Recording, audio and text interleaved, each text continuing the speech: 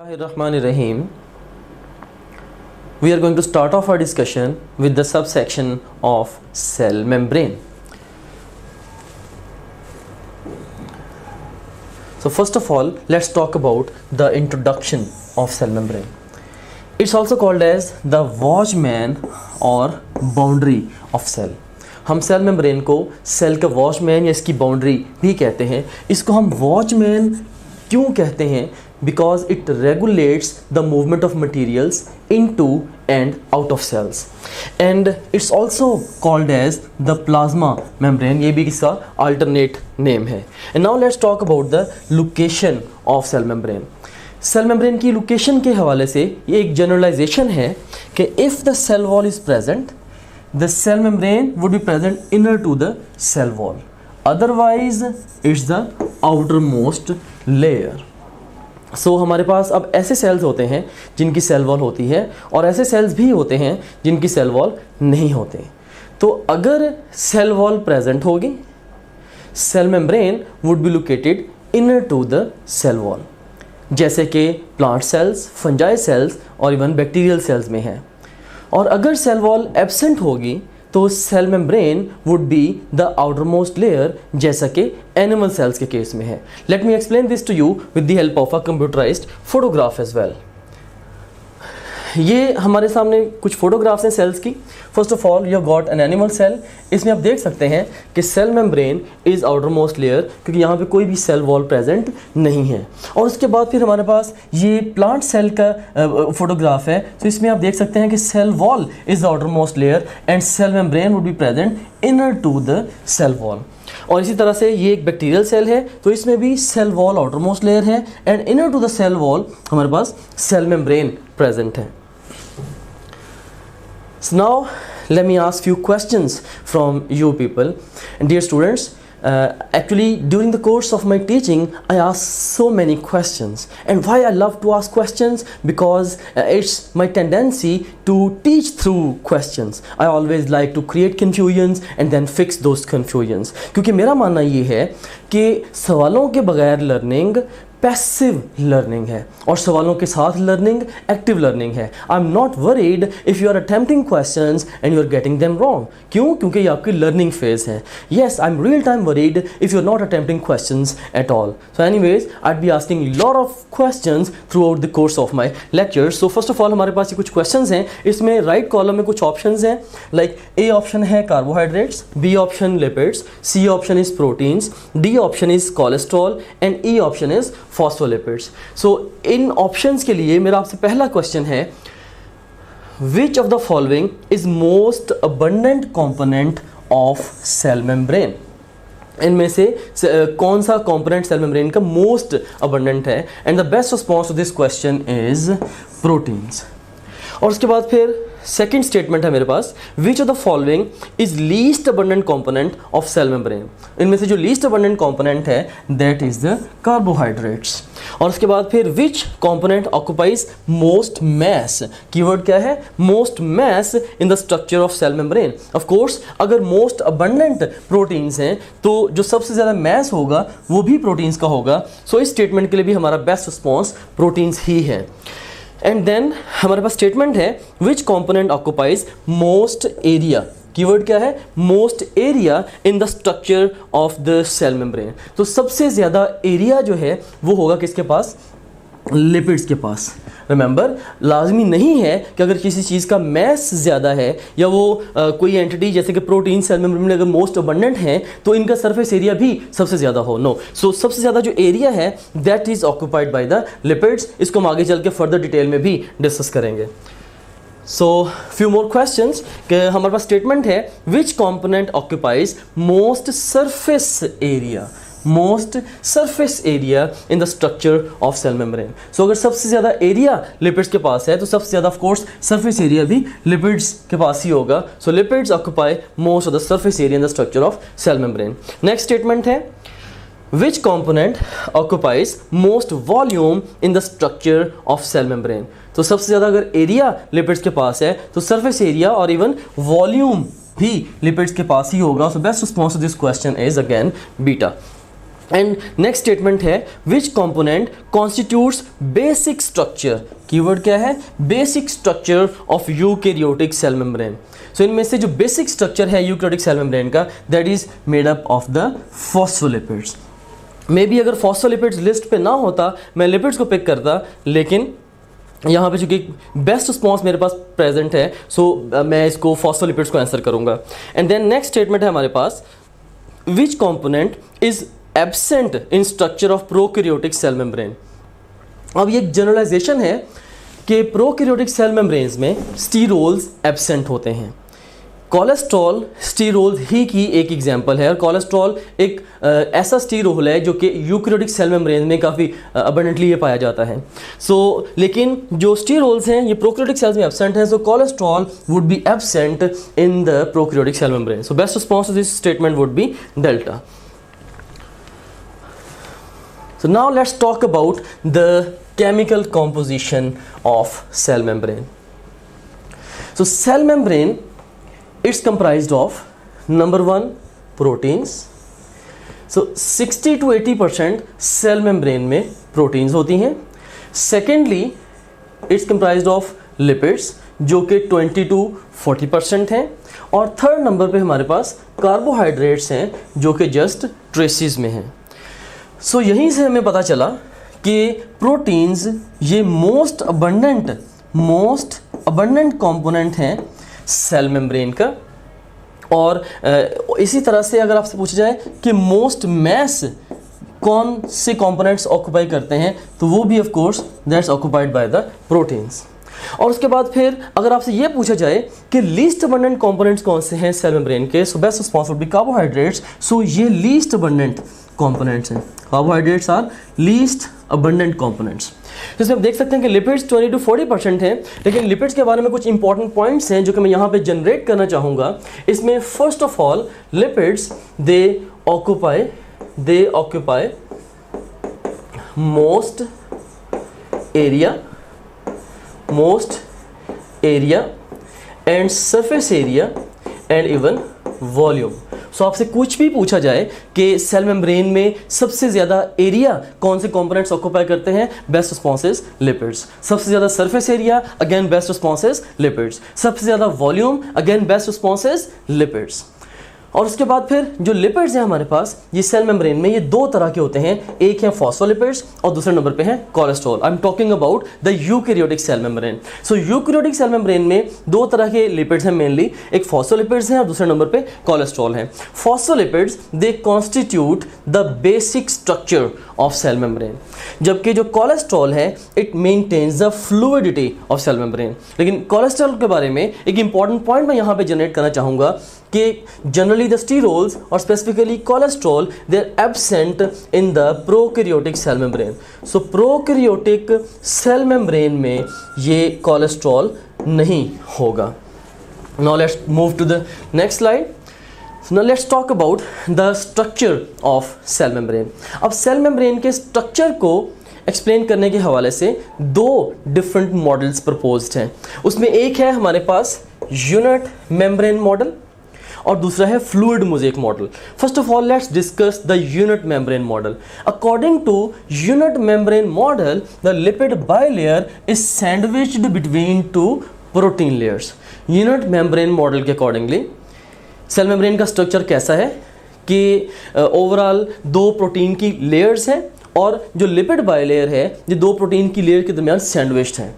Let me explain this to you with the help of a simple example. You just imagine कि ये एक bread है और इसके ऊपर मैं जैम अप्लाई करता हूँ और उसके ऊपर फिर मैं एक और ब्रेड अप्लाई करता हूँ, जिसमें ये जो दो ब्रेड्स हैं they are representing the two layers of protein, और ये जो दरमियान में जैम अप्लाई किया है it's representing the lipid bilayer, right. So according to unit membrane model, the lipid bilayer is sandwiched between two protein layers.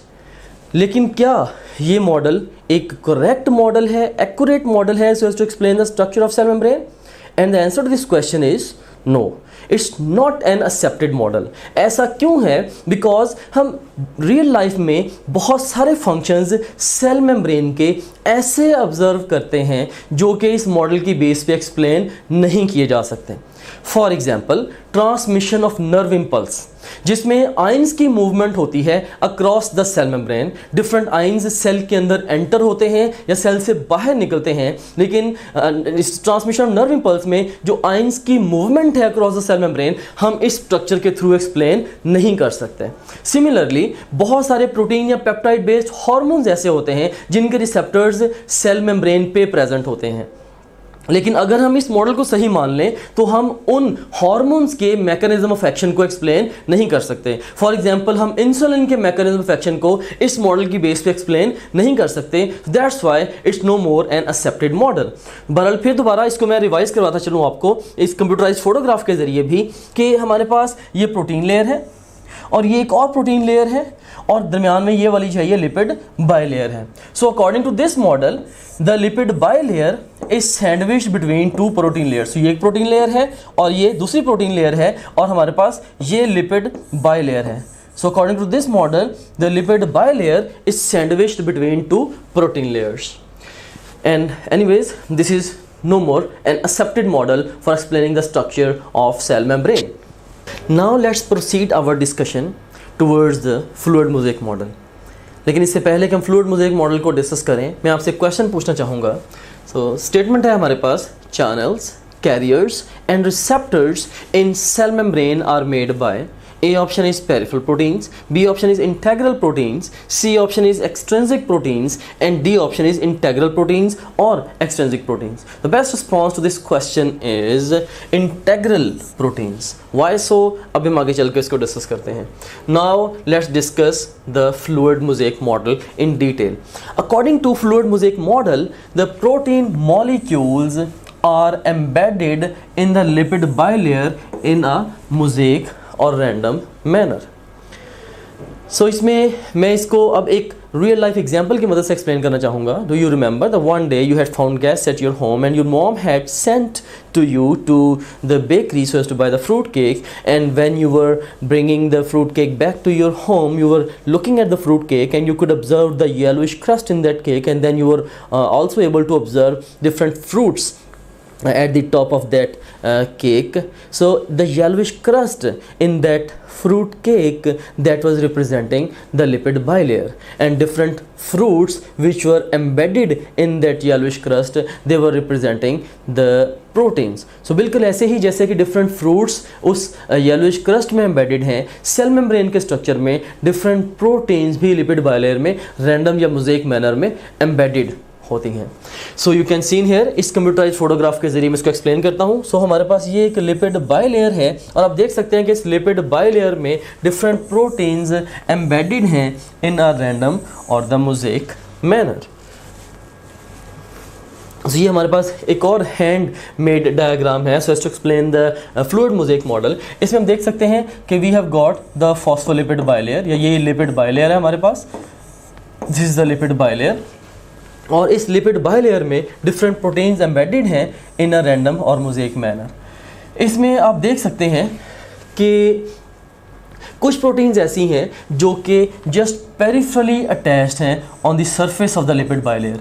हम इन proteins को peripheral proteins कहते हैं। और उसके बाद फिर कुछ प्रोटीन्स ऐसी हैं जो कि through and through cell membrane के स्ट्रक्चर को क्रॉस कर रही हैं, हम इनको इंटेग्रल या इंट्रिंसिक प्रोटीन्स भी कहते हैं। Okay, forget about this stuff. Let me tell you another story. You remember that when you had found guests at your home and you were coming back to your home with the cake in your hand, and you were looking at the cake and you felt like eating the fruit from the top of the cake. So you picked a fruit up, you ate that, and you fetched the cake to your mom. She never knew what you have done, and you presented the cake to the guest. Nothing happened. And then on another time, when you were bringing the cake back to your home and you felt like eating the fruit, you tried to pick up a fruit, but that fruit was going deep in the structure of the cake. So when you tried to pick that fruit up, it broke the cake, and when you fetched that broken cake to your mom, you received a slap from your mom and clap from brothers and sisters, right? So dear students, इसमें अब वो fruit जो कि आपने pick किया था लेकिन उससे केक ब्रेक नहीं हुआ था, वो फ्रूट उसके ऊपर पेरिफेरली अटैच था, राइट, येलोइश क्रस्ट पे पेरिफेरली अटैच था। और इसी तरह से अब वो फ्रूट जिसको आपने पिक किया और उससे केक का स्ट्रक्चर ब्रेक हो गया था, वो बेसिकली उस येलोइश क्रस्ट में वो थ्रू एंड थ्रू जा रहा था। सो सिमिलरली सेल मेम्ब्रेन में भी अब लिपिड बायलेयर के ऊपर ऐसी प्रोटीन्स हैं जिनको आप डिटैच कर सकते हैं बगैर सेल मेम्ब्रेन का स्ट्रक्चर डिस्टर्ब किए। हम उन प्रोटीन्स को कहेंगे कि ये पेरिफेरल प्रोटीन्स हैं। और फिर ऐसी प्रोटीन्स भी हैं जिनको हम सेल मेम्ब्रेन का स्ट्रक्चर डिस्टर्ब किए बगैर हम सेपरेट आउट नहीं कर सकते, हम इनको इंटेग्रल प्रोटीन्स कहते हैं। So let me explain the proteins to you people. So जो प्रोटीन्स हैं या सेल मेम्ब्रेन में जो प्रोटीन्स हैं, on the basis of whether they can be separated without disrupting the cell membrane structure और not, हम इनको दो कैटेगरीज में डिवाइड करते हैं। अगर तो हम प्रोटीन्स को सेल मेम्ब्रेन का स्ट्रक्चर डिस्टर्ब किए बगैर सेपरेट आउट कर सकते हैं, इन प्रोटीन्स को हम पेरिफेरल प्रोटीन्स कहते हैं या एक्सट्रिंसिक प्रोटीन्स भी कहते हैं। और अगर हम प्रोटीन्स को सेल मेम्ब्रेन का स्ट्रक्चर डिस्टर्ब किए बगैर सेपरेट आउट ना कर सकें, हम ऐसी प्रोटीन्स को इंटेग्रल या इंट्रिंसिक प्रोटीन्स भी कहते हैं।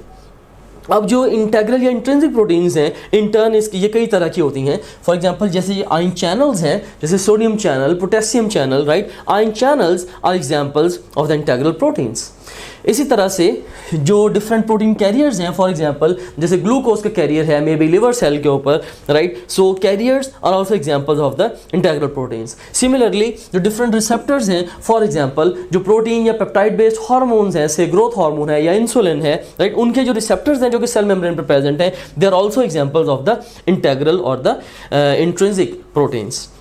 ऑलराइट डियर स्टूडेंट्स, हमने अभी फ्लूइड मोज़ेक मॉडल को डिस्कस किया और इससे पहले हमने केमिकल कॉम्पोजिशन को डिस्कस किया था सेल मेम्ब्रेन की। हमने सेल मेम्ब्रेन की केमिकल कॉम्पोजिशन में ये डिस्कस किया था कि इसमें हमारे पास मोस्ट अबंडेंट कॉम्पोनेंट प्रोटीन्स हैं और उसके बाद लिपिड्स हैं और उसके बाद फिर हमारे पास क्या है, कार्बोहाइड्रेट्स हैं। अभी हमने according to fluid mosaic model ये तो देख लिया कि लिपिड्स और प्रोटीन्स किधर हैं, हमने अभी तक ये डिस्कस नहीं किया where are the carbohydrates. And the answer to this question is carbohydrates are either attached to the lipids, like you can see over here, or they are attached to the proteins, like you can see over here. So carbohydrates lipids या proteins के साथ attach होते हैं और collectively ये glycocalyx constitute कर रहे होते हैं।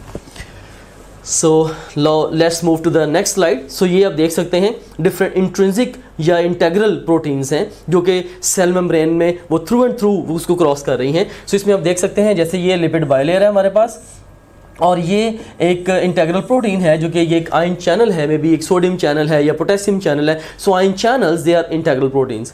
सो इसी तरह से इसमें आयन चैनल्स में से गुजर के कोई आयन सेल मेम्ब्रेन को क्रॉस कर सकता है, जबकि कैरियर में और आयन चैनल में फ़र्क क्या होता है कि कैरियर में से गुजरता नहीं है, कैरियर जस्ट फैसिलिटेट करता है किसी भी सब्सटेंस की ट्रांसपोर्ट को क्रॉस द सेल मेम्ब्रेन। सो हमारे पास अगेन ये लिपिड बायलेयर है, इसमें हमारे पास ये कैरियर है। सो कैरियर ओवरऑल फैसिलिटेट कर रहा है किसी भी सब्सटेंस की मूवमेंट को थ्रू द सेल मेम्ब्रेन।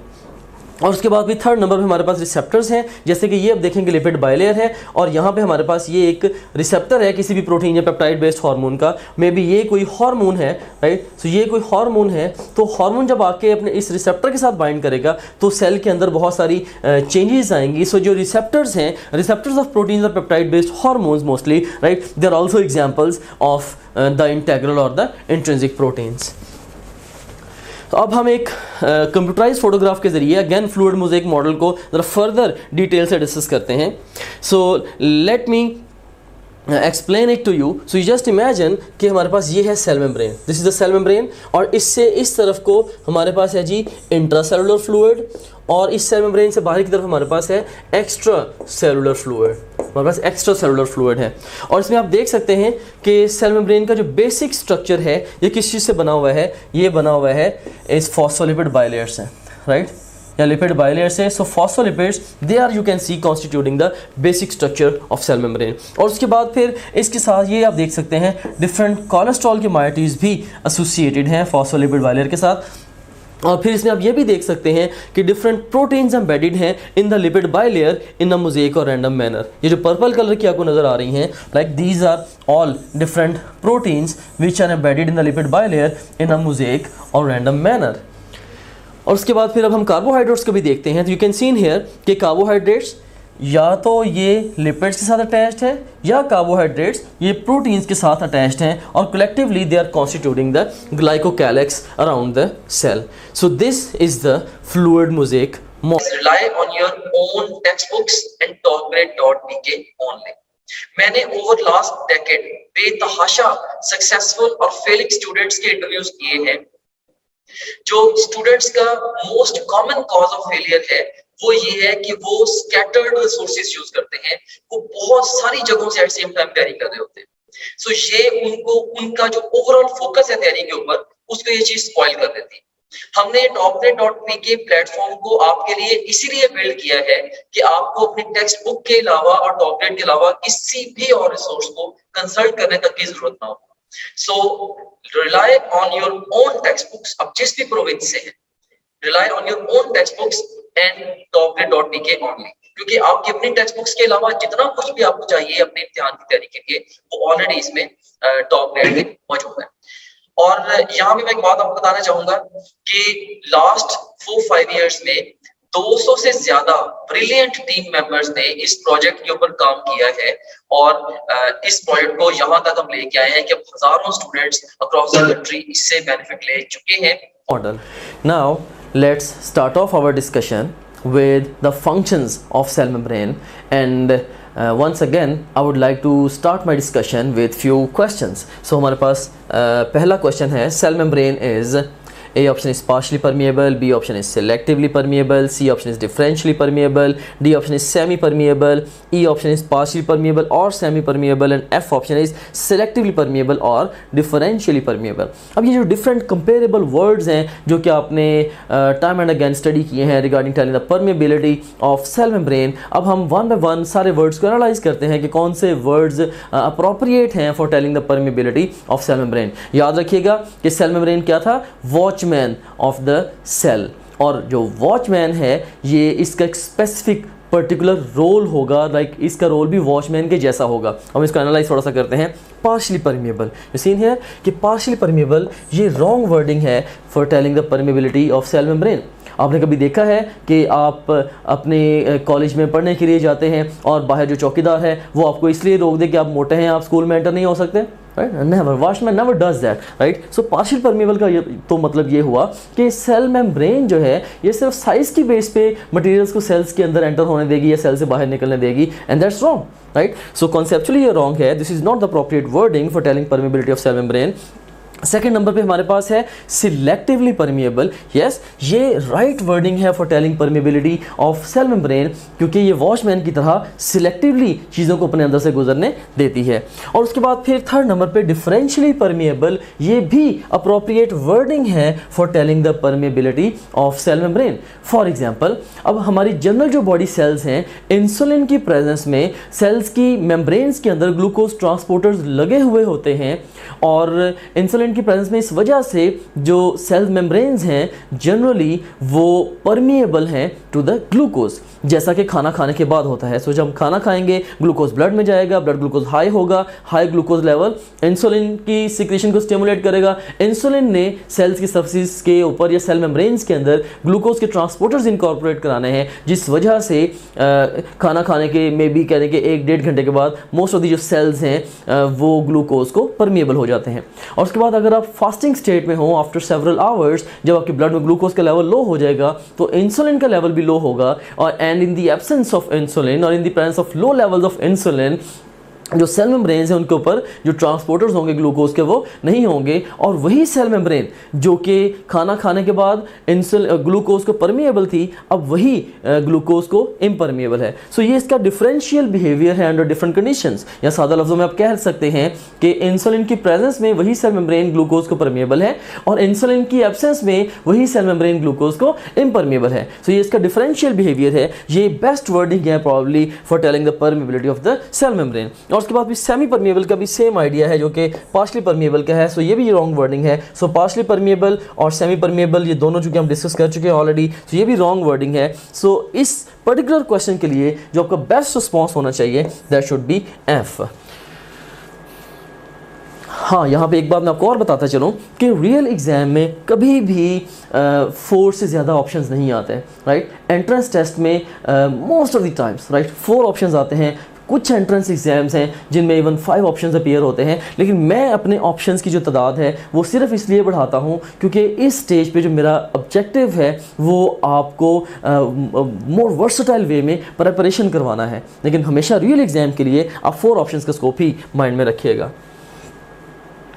और अब हमारे पास एक रेंज है क्वेश्चंस की, और ये अगेन थोड़े से ट्रिकी क्वेश्चंस हैं, थोड़े क्रिटिकल क्वेश्चंस हैं, राइट। ये आपकी जो अंडरस्टैंडिंग है specifically regarding the transport across the cell membrane उसको क्रिटिकल वे में टेस्ट करेंगे। अगर आप इन सारे क्वेश्चंस को अप्रोप्रिएटली आंसर कर पा रहे हैं दैट्स रियली गुड, लेकिन अगर आप इन क्वेश्चंस को आंसर नहीं भी कर पा रहे then there is nothing to worry about this, right, because this is your learning phase. I am not worried if you are attempting questions and you are getting them wrong, but yes, I am real time worried if you are not attempting questions at all, right? So बहरहाल हम यहाँ पे questions को सिर्फ इसलिए discuss करते हैं ताकि हम अपने आप को evaluate कर सकें, और उसके बाद फिर हम actually transport across cell membrane को डिटेल में डिस्कस करेंगे, जिसमें ऑटोमेटिकली हमें इन सारे क्वेश्चंस के आंसर इन डेप्थ मिलेंगे भी। सो हमारे पास कुछ ऑप्शंस हैं। A option is passive transport, B option is simple diffusion, C option is facilitated diffusion, D option is active transport, E option is primary active transport, F option is symport, G option is antiport, H option is bulk transport, I option is phagocytosis, J option is pinocytosis, K option is all of this. और command है हमारे पास choose the single best answer for each statement. Her statement के लिए आपने एक सही जवाब का इंतखाब करना है। एंड हमारे पास स्टेटमेंट क्या है, osmosis is an example of, and the best response to this question is beta। ये simple diffusion की एक example है। Let's move on to the second statement। Transport of large size materials by forming vesicles of plasma membrane is called। अब यहाँ पे जो कि vesicle formation हो रही है, तो इसके लिए जो बेस्ट रिस्पॉन्स होना चाहिए that should be the bulk transport, H। And next we have got another statement which of the following mechanism of transport across cell membrane involve energy, right?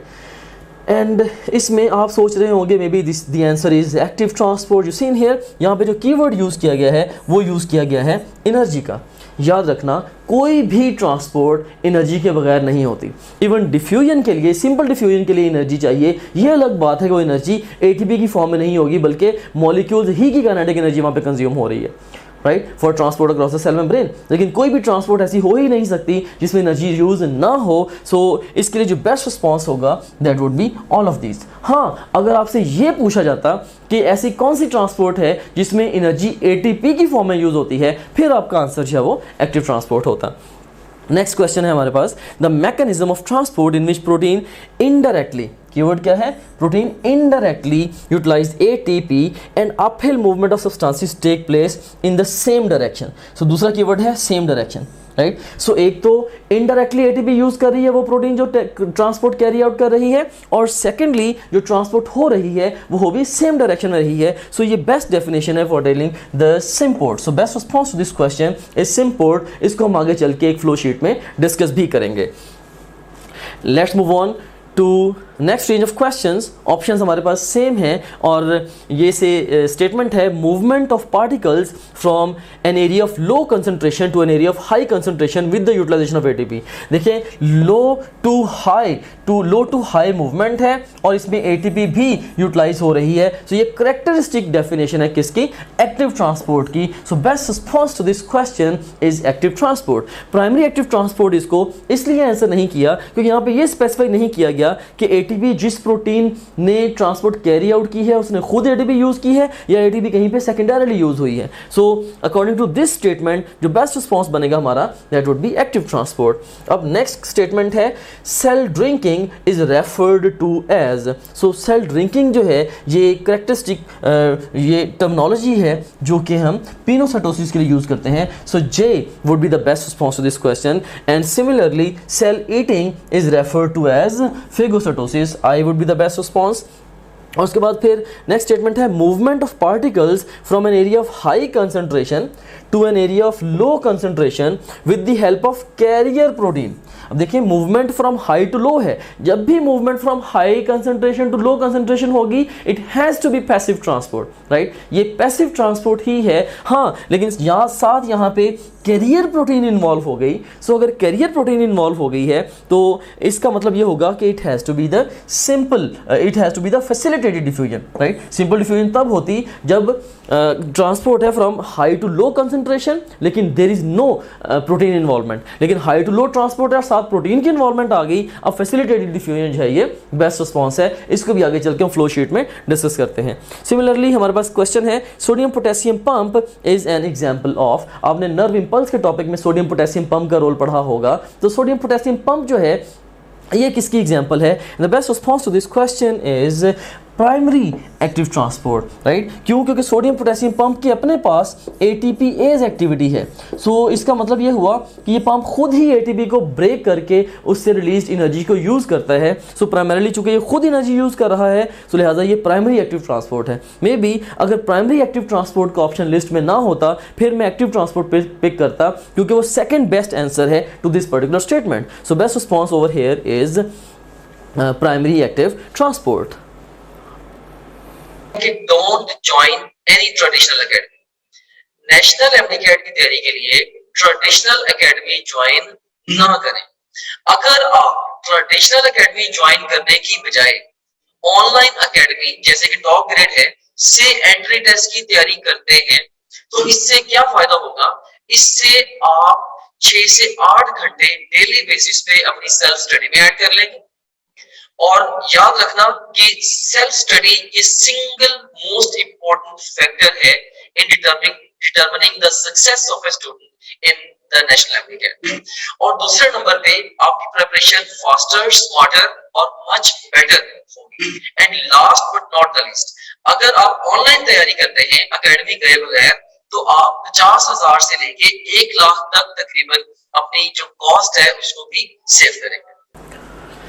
Now, so let's talk about the functions of the cell membrane. अभी तक मैंने just आपसे questions पूछे हैं so as to create confusions, and now let's try understanding the transport across cell membrane, and let me help you to fix all those confusions which I have generated in your mind through the token of my questions. So हमारे पास जो पहला important function है वो क्या है? Cellular transport. Cell membrane, of course, it plays vital role in the cellular transport। और आप देख सकते हैं कि ये एक differentially या selectively permeable membrane है, right. So cell membrane is differentially और सिलेक्टिवली परमेबल मेम्ब्रेन, और ये डिफरेंट सब्सटेंसेस को अपने अंदर से पास करना ये अलाउ करती है। सो ऑफ कोर्स जिस भी सब्सटेंस के लिए मैकेनिज्म्स एग्जिस्ट करते होंगे सेल मेम्ब्रेन में, उस सब्सटेंस को ये अपने अंदर से पास करने देगी, अदरवाइज उसको अपने अंदर से पास नहीं करने देगी, राइट। हम इन दोनों वर्ड्स को ऑलरेडी भी डिस्कस कर चुके हैं कि डिफरेंशियली से मुराद क्या है कि it behaves differently under different conditions. जैसे इंसुलिन की प्रेजेंस में ग्लूकोज को परमिएबल, इंसुलिन की एब्सेंस में सेल मेम्ब्रेन ग्लूकोज को इम्परमेबल। और सिलेक्टिवली परमेबल से क्या मुराद है कि सिलेक्टिव सब्सटेंसेस को अपने अंदर से गुजरने देगी जिसके लिए पर्टिकुलरली मैकेनिज्म्स एग्जिस्ट करते हैं सेल मेम्ब्रेन के पास, या मे बी वो सब्सटेंस जो वो लिपिड सॉल्युबल है वो लिपिड लेयर में से स्ट्रेट अवे खुद ही क्रॉस करके वो ट्रांसपोर्ट हो सकती है across the cell membrane, right. So ये सेलुलर ट्रांसपोर्ट में इंपॉर्टेंट रोल प्ले करती है। Now let's construct a flow sheet regarding understanding the different modes of transport across the cell membrane. This is a very important flow sheet and it will help to organize all the information regarding the transport, different transport modalities across the cell membrane. So now let's अब cell membrane के cross जो different kinds की transports हैं हम उन्हें 2 major categories में divide करते हैं on the basis of whether they use ATP और नॉट। अब वो ट्रांसपोर्ट मोडेलिटीज़ जो कि एटीपी को यूटिलाइज नहीं करती, they all come under the heading of the passive transport, और वो ट्रांसपोर्ट मोडेलिटीज़ जो कि एटीपी को यूटिलाइज करेंगी they all come under the heading of the active transport. यहाँ पे याद रखिएगा कि यहाँ पे कीवर्ड एटीपी है, एनर्जी नहीं है, राइट, क्योंकि इवन ये पैसिव ट्रांसपोर्ट है, भले ये एटीपी यूज़ नहीं करती, लेकिन इवन पैसिव ट्रांसपोर्ट इसने भी एनर्जी को यूज़ करना है। फॉर एग्जांपल पैसिव ट्रांसपोर्ट के लिए जैसे कि मॉलिक्यूल्स की जो काइनेटिक एनर्जी है वो यूज़ होती है, राइट। सो पैसिव ट्रांसपोर्ट, अब passive transport is the transport along the concentration gradient. अगर इसको मैं फर्दर इलेबोरेट करूं, this is basically movement of particles from an area of high concentration to an area of low concentration, या इसको मैं downhill movement of substances भी कह सकता हूँ, downhill movement of substances, या इसको मैं down stream movement of substances भी कह सकता हूँ, down stream movement of substances, right. So high to low concentration की तरफ मूवमेंट, या डाउन हिल या down stream movement of substances, या along the concentration gradient, they all actually mean the same. अब जो पैसिव ट्रांसपोर्ट है, further हम इसको दो मेजर कैटेगरीज में डिवाइड करते हैं on the basis of whether carrier protein involve है या नहीं है। अब वो पैसिव ट्रांसपोर्ट जिसमें कैरियर प्रोटीन इन्वॉल्व नहीं होगी, हम इसको कहते हैं this is the simple diffusion. For example जो एक्सचेंज ऑफ गैसेस है in lungs, exchange of the oxygen and carbon dioxide at the level of lungs, this is example of the simple diffusion. और उसके बाद फिर वो passive transport जिसमें carrier protein involve होती है, हम उसको फैसिलिटेटेड डिफ्यूजन कहते हैं, राइट। अब फैसिलिटेटेड डिफ्यूजन की जो एग्जांपल है, that is the transport of glucose, transport of glucose in the presence of insulin. Insulin की मौजूदगी में ग्लूकोज का लिवर सेल्स या मसल सेल्स में एंटर होना, तो ये फैसिलिटेटेड डिफ्यूजन की एक एग्जांपल है। और उसके बाद अब हम डिस्कस करते हैं एक्टिव ट्रांसपोर्ट को। अब एक्टिव ट्रांसपोर्ट, ये ट्रांसपोर्ट है अगेंस्ट द कंसंट्रेशन ग्रेडियंट। इसका ये मतलब भी है कि ये मूवमेंट ऑफ पार्टिकल्स है from an area of low concentration to an area of high concentration with the utilization of ATP, या इसको हम uphill movement of substances भी कहते हैं, या हम इसको अपस्ट्रीम मूवमेंट ऑफ सब्सटेंसेस भी कहते हैं। दे all actually mean the same. अब जो एक्टिव ट्रांसपोर्ट है, इन टर्न एक्टिव ट्रांसपोर्ट को हम 3 मेजर कैटेगरीज में डिवाइड करते हैं। First of all we have got the primary active transport, जिसमें जो प्रोटीन इन्वॉल्व है ट्रांसपोर्ट में वो खुद से ही एटीपी यूटिलाइज कर रही है। इसकी एक बड़ी एग्जांपल सोडियम पोटेशियम पंप है, जिसको हम नर्व इंपल्स के टॉपिक में डिटेल से स्टडी करेंगे। और उसके बाद फिर हमारे पास सेकेंडरी एक्टिव ट्रांसपोर्ट है, जिसमें प्रोटीन इनडायरेक्टली एटीपी को यूटिलाइज करेगी, यानी कि जो प्रोटीन ट्रांसपोर्ट कैरी आउट कर रही है वो नहीं, बल्कि जो ट्रांसपोर्ट जो कैरी आउट कर रही है उसकी बजाय कोई और प्रोटीन एटीपी यूटिलाइज करेगी। सो जो प्रोटीन इनडायरेक्टली एटीपी को यूटिलाइज करेगी। अब जो सेकेंडरी एक्टिव ट्रांसपोर्ट है, इसकी फर्दर 2 कैटेगरीज हैं। एक है सिम्पोर्ट, या इसको हम को ट्रांसपोर्ट भी कहते हैं, जिसमें 2 सब्सटेंसेस हैं, they move in the same direction. और दूसरे नंबर पे हमारे पास है एंटीपोर्ट, जिसको हम काउंटर ट्रांसपोर्ट भी कहते हैं, जिसमें 2 सब्सटेंसेस ऑपोजिट डायरेक्शन में मूव करती हैं। अब सिम्पोर्ट की एग्जांपल जो है वो सोडियम ग्लूकोज की को ट्रांसपोर्ट है in the intestine. So intestine में सोडियम और ग्लूकोज ये इकट्ठे एब्जॉर्ब होते हैं with the help of a symporter there, right. So symport sodium glucose को ट्रांसपोर्ट ये इसकी सेकेंडरी एक्टिव ट्रांसपोर्ट की ही एक एग्जांपल है इन अ सेंस, राइट। उसके बाद फिर नेक्स्ट हमारे पास ये एंटीपोर्ट है। एंटीपोर्ट की एग्जांपल क्या है, जैसे सोडियम कैल्शियम एंटीपोर्ट हार्ट के मसल सेल्स के अंदर, वो ओवरऑल इसकी एंटी सोडियम कैल्शियम एक्सचेंजर जो है ये हार्ट के मसल्स में, ये इसकी एंटीपोर्ट की एग्जांपल है। इनको हम आगे चल के एक फोटोग्राफ की मदद से भी डिटेल से अंडरस्टैंड करेंगे। और उसके बाद नेक्स्ट हमारे पास है जी अगली कैटेगरी एक्सो या एंडोसाइटोसिस। अब ये बेसिकली इसको हम कई दफ़ा बल्क ट्रांसपोर्ट भी कह देते हैं। अब जो लार्ज साइज मटेरियल्स हैं जो कि डायरेक्टली लिपिड बाइलेयर में से भी क्रॉस नहीं कर सकते, कि ओवरऑल किसी कैरियर प्रोटीन को यूटिलाइज करके भी क्रॉस नहीं कर सकते सेल मेम्ब्रेन को, या इवन एनर्जी के इनपुट के साथ भी डायरेक्टली वो क्रॉस नहीं कर सकते, तो फिर वो जो है वो मेम्ब्रेन के वेजिकल्स बनाते हुए सेल मेम्ब्रेन को क्रॉस करते हैं। सो इसको हम बल्क ट्रांसपोर्ट भी कह देते हैं। So this is the bulk transport, right. अब बल्क ट्रांसपोर्ट के आगे फर्दर 2 कैटेगरीज हैं। हैं injection of material into the cell, उसको हम कहते हैं endocytosis, and ejection of material out of the cell, उसको हम कहते हैं दिस इज द एक्सोसाइटोसिस। अब जो एंडोसाइटोसिस है इन टर्न, इसकी आगे फर्दर दो कैटेगरीज हैं। अगर तो इंजेक्शन हो लिक्विड मटेरियल की, अगर तो इंजेक्शन हो लिक्विड मटेरियल की, हम कहते हैं कि ये पिनोसाइटोसिस है, और अगर इंजेक्शन हो किसी सॉलिड पार्टिकल की, हम कहते हैं this is the phagocytosis, right. So pinocytosis को हम सेल ड्रिंकिंग और फेगोसाइटोसिस को हम सेल ईटिंग भी कहते हैं।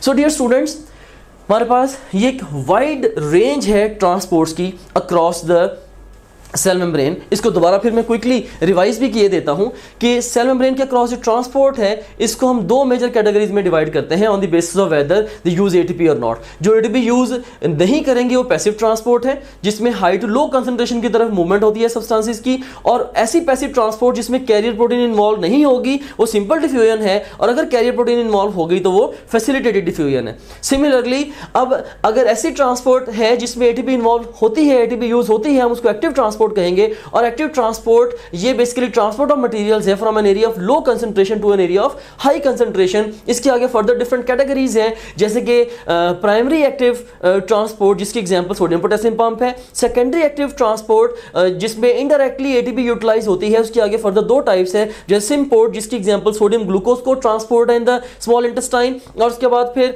एंटीपोर्ट है जिसकी एग्जांपल सोडियम कैल्शियम एक्सचेंज है इन द हार्ट मसल। और फिर थर्ड नंबर पे एक्सो और एंडोसाइटोसिस, इवन ये भी एक्टिव ट्रांसपोर्ट ही की एग्जांपल्स हैं। क्यों? क्योंकि ये भी एटीपी यूटिलाइज करेंगी, इनको हम बल्क ट्रांसपोर्ट भी कहते हैं। और फर्दर इसके आगे दो कैटेगरीज हैं, एक injection of material out of cell है विच इज एक्सोसाइटोसिस, और injection of material into the cell which is endocytosis. And अगर इंजेक्शन हो लिक्विड मटेरियल की, दिस इज पिनोसाइटोसिस, और अगर इंजेक्शन हो सॉलिड पार्टिकल्स की, दिस इज फेगोसाइटोसिस। पिनोसाइटोसिस को हम सेल ड्रिंकिंग और फेगोसाइटोसिस को हम सेल ईटिंग भी कहते हैं।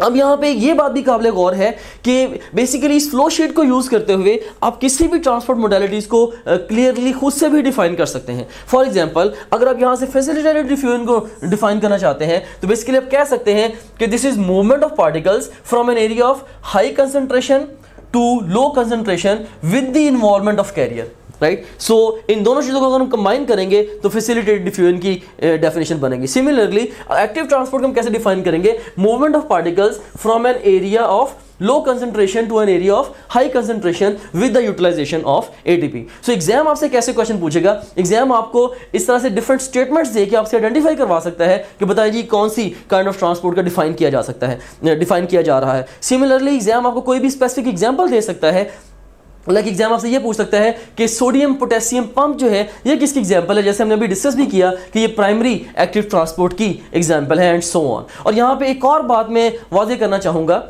कि बेसिकली ये जो ट्रांसपोर्ट अक्रॉस सेल मेम्ब्रेन का टॉपिक है, ये वेरी इंपॉर्टेंट टॉपिक है। क्यों? क्योंकि इवन आगे चल के भी बहुत सारे एरियाज में हमें इस अंडरस्टैंडिंग की जरूरत पेश आनी है, खासतौर पे जब हम डिस्कस करेंगे डाइजेस्टिव सिस्टम को डिस्कस करेंगे, इसी तरह से जब हम एक्सक्रीटरी सिस्टम को डिस्कस करेंगे तो वहाँ पे भी हमें डिफरेंट काइंड्स ऑफ ट्रांसपोर्ट्स के कॉन्सेप्ट को हमें कोरिलेट करना पड़ेगा। सो इसको अच्छे तरीके से आप लोग स्टूडेंट्स प्रिपेयर कर लीजिए। और यहाँ पे एक और इंपॉर्टेंट पॉइंट जो कि मैं इसको समराइज करते हुए देना चाहूँगा वो ये है कि बेसिकली नेचर ने जिस चीज़ को सेल मेम्ब्रेन के अक्रॉस लेके जाना है, नेचर उसके लिए वे डिवाइस कर देंगे, राइट। सो ये पूरे का पूरा बेसिकली एक स्पेक्ट्रम है ट्रांसपोर्ट मोडेलिटीज़ का, from left to right you can see in here, ये पूरे का पूरा एक स्पेक्ट्रम है। फॉर एग्जांपल, अब देखें जो सब्सटेंसेस लिपिड सॉल्युबल हैं या स्मॉल पार्टिकल्स हैं वो लिपिड बायलेयर में से सिंपली डिफ्यूज हो जाएंगे। जो जिनका ग्रेडियंट एग्जिस्ट करता है लेकिन वो सिंपली डिफ्यूज नहीं हो सकते तो उनके लिए नेचर कैरियर दे देती है। और जिन सब्सटेंसेस को हमने अगेंस्ट द ग्रेडियंट लेके जाना होता है उनके लिए फिर ये प्राइमरी या secondary active transport on board आ जाती है।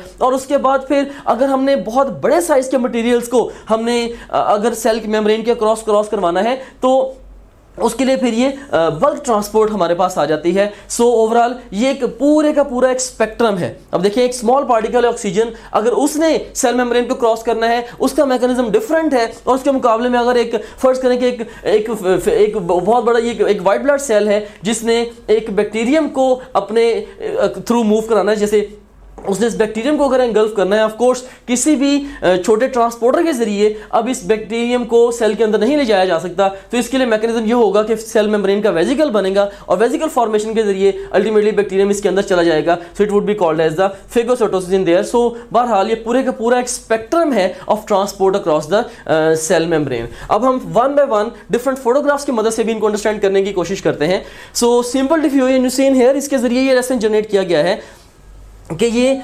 बेसिकली हाई ऐसे ही है जैसे हाई टू लो आना। सो इसके अंदर ओवरऑल कह लें कि एनर्जी तो इन्वॉल्व है, लेकिन basically energy kinetic energy molecules की इन्वॉल्व होगी। बहरहाल ओवरऑल ये एक इजी प्रोसेस है, ये जैसे टॉप ऑफ द, ये बिल्कुल ऐसी है जैसे टॉप ऑफ द हिल से बॉटम ऑफ हिल की तरफ आना। सो सिंपल डिफ्यूजन जैसे अब ये देख सकते हैं कि इससे हमारे पास ये एक सेल है, ये एक दूसरा सेल है, ये सेल मेम्ब्रेन है। अब ये डिफरेंट पार्टिकल्स है बेबी, सारे के सारे पार्टिकल्स पहले इस कॉर्नर में जमा थे, अब ग्रेजुअली ग्रेन्ड अगर एग्जिस्ट कर रहा था, ग्रेजुअली ये इवनली डिस्ट्रीब्यूट हो जाएंगे इंटरस्टिशियल फ्लूइड में और इंट्रासेलुलर फ्लूइड में। सो मे बी ये इंटरस्टिशियल फ्लूइड है और मे बी ये इंट्रासेलुलर फ्लूइड है। सो अगर ये सब्सटेंस की सिंपल डिफ्यूजन हो रही है तो इवनली सारे के सारे एरिया में से डिस्ट्रीब्यूट हो जाना है। So simple diffusion. इसी तरह से आप देख सकते हैं कि ये ओवरऑल एल्वियोलाई में सिंपल डिफ्यूजन की एग्जांपल है हमारे पास। सो लेट मी, इसमें आप देख सकते हैं कि oxygen diffusing into the blood and carbon dioxide diffusing out of the blood, ये किसकी एग्जांपल्स हैं? They are also examples of the simple diffusion. मिसाल के तौर पर आप देखें कि हमारे पास ये एल्वियोलस है। So this is the alveolus there, right. और ये हमारे पास है जी पुल्मोनरी कैपिलरी। ये जो पर्पल कलर में आपको नजर आ रही है ये पुल्मोनरी कैपिलरी है। अब देखें कि एल्वियोलस के ल्यूमेन से ऑक्सीजन का पुल्मोनरी कैपिलरी के ल्यूमेन में जाना और सिमिलरली कार्बन डाइऑक्साइड का पुल्मोनरी कैपिलरी के ल्यूमेन से एल्वियोलस के ल्यूमेन की तरफ आना, ये बेसिकली किसकी एग्जांपल्स हैं? They are examples of the simple diffusion. अब यहाँ पे कुछ क्वेश्चंस हैं मेरे आप लोगों से। हमारे पास ऑप्शंस हैं, A option is 2, B option is 4, C option is 8 and D option is 0। और हमारे पास पहली स्टेटमेंट है, how many lipid bilayers are crossed by an oxygen molecule when it is transported from the lumen of alveolus to the lumen of pulmonary capillary। अब कितनी lipid बाइलेयर्स crossed होंगी? तो इसका जो बेस्ट रिस्पॉन्स होगा, what do you think? Best response to this question is हमारे पास 4 इसका बेस्ट रिस्पॉन्स। अभी ये ऐसा 4 क्यों है इसको हम आगे चल के भी डिस्कस करते हैं। So how many lipid layers are crossed by an oxygen molecule when it is transported from the lumen of alveolus to the lumen of pulmonary capillary. तो लिपिड यहाँ पे क्या था, कितनी लिपिड बाइलेयर्स क्रॉस हो रही हैं? तो लिपिड बाइलेयर्स 4। और यहाँ पे क्या क्वेश्चन है, कितनी लिपिड लेयर्स क्रॉस हो रही हैं? तो हमें पता है कि एक लिपिड बाइलेयर के अंदर 2 लिपिड लेयर्स होती हैं। तो बेस्ट रिस्पॉन्स यहाँ पे हो जाएगा अब 8। उसके बाद फिर how many membranes are crossed by an oxygen molecule when it is transported from lumen of alveolus to the lumen of pulmonary capillary. अब सवाल आ गया है कितनी मेम्ब्रेन्स क्रॉस होनी है, कितनी मेम्ब्रेन्स क्रॉस होनी है? अगेन बेस्ट रिस्पॉन्स इसका क्या होगा? इसका बेस्ट रिस्पॉन्स होगा 4। और उसके बाद फिर नेक्स्ट हमारे पास क्वेश्चन है हाउ मेनी सेल्स। अब यहाँ पे कीवर्ड क्या है? Cells. How many cells are crossed by an oxygen molecule when it is transported from lumen of alveolus to the lumen of pulmonary capillary. तो सेल्स जो है बेसिकली ये 2 क्रॉस होंगे। अब मैं इसको इस डायग्राम की मदद से एक्सप्लेन करता हूं। जैसे ही आप अपनी topgrade.pk की ब्राउजर ऐप में लॉगिन होंगे, आपको ये हमारा होम पेज नजर आएगा। इसमें ये पहला जो सेक्शन है ये आपके सब्जेक्ट से रिलेटेड मटेरियल क्या है। सेकंड सेक्शन जो एक्स्ट्रा सपोर्ट और गाइडेंस आपको रिक्वायर्ड है ये उसके हवाले से है। थर्ड जो सेक्शन है ये डिफरेंट की स्टैटिस्टिक्स एंड टॉपग्रेड के, जो कि आपका हमारे पे कॉन्फिडेंस इंक्रीज करेंगे। एंड लास्ट ऑफ ऑल ये एग्जेक्टिव समरी है आपकी ओवरऑल प्रिपरेशन की प्रोग्रेस के हवाले से। सो सबसे पहले सेक्शन को हम एक्सप्लोर करते हैं। इसमें से आप किसी भी सब्जेक्ट पे क्लिक करें। से हमारे पास ये सब्जेक्ट्स हैं biology, physics, chemistry, English, logic, reasoning. इनमें से किसी भी सब्जेक्ट पे आप क्लिक करें तो आपको उस सब्जेक्ट में उसके वीडियो लेक्चर्स, रिवीजन नोट्स और प्रैक्टिस क्वेश्चंस मिलेंगे। आप वीडियो लेक्चर्स पे क्लिक करेंगे तो उस सब्जेक्ट के सारे यूनिट्स या सेक्शंस आपके सामने ओपन हो जाएंगे। आप किसी भी सेक्शन को चूज करेंगे, उस सेक्शन के सारे टॉपिक्स ओपन हो जाएंगे। इनमें से जिस मर्जी टॉपिक को आप चूज करें, आप उसके वीडियो लेक्चर्स को यहाँ से वॉच वीडियो बटन क्लिक करके देख सकते हैं, right, like this over here. So ये वीडियो लेक्चर आपके सामने ये आ गया, इसको यहाँ से प्ले कर सकते हैं। इसी तरीके से अगर आप जाते हैं फास्ट रिवीजन नोट्स पे। सो जिन जिन स्लाइड्स को यूज करके हमने वीडियो लेक्चर्स रिकॉर्ड किए हैं, अब उन्हीं स्लाइड्स को आप यहाँ से रिवाइज कर सकते हैं। देख सकते हैं आपने फास्ट रिवीजन नोट्स पे क्लिक किया, इसमें सारे के सारे सेक्शंस फिर ओपन हो गए। अच्छा, यहाँ पे एक बात मैं आपको यहाँ बताना चाहता हूँ कि जो भी सेक्शन इंपॉर्टेंट है एग्जाम के पॉइंट ऑफ व्यू से, हमने उनके साथ इंपॉर्टेंट का टैग भी लगाया हुआ है, keeping in view the previous exam trends. Anyways, so यहाँ पे आप किसी भी सेक्शन को चूज करें। से सेल स्ट्रक्चर एंड फंक्शन को मैं चूज करता हूँ, तो इसके सारे के सारे टॉपिक्स ओपन हो गए।